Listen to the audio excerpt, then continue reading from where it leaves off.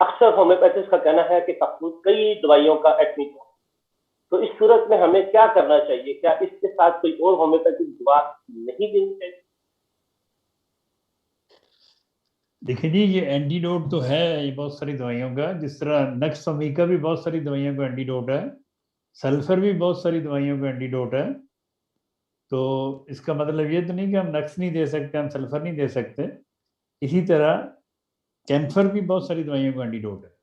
लेकिन अगर आपने एक दवाई दी है, अगर अगर कैंसर की ज़रूरत है, अगर शरबत कफूर की ज़रूरत है, तो वो पहली दवाइयों को एंटीडोट करके इसका रास्ता बना देगा, ताकि अपना असर दिखाएगा और बीमारी को दूर करे।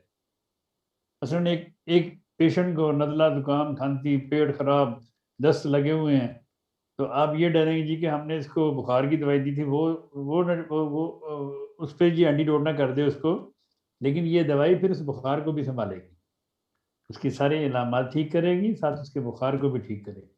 इसलिए इन चक्करों इन वहमों में नहीं पड़ना चाहिए। अगर आपको ज़रूरत है और आपकी दवाई आपके पास है, तो आप ज़रूर इस्तेमाल करें।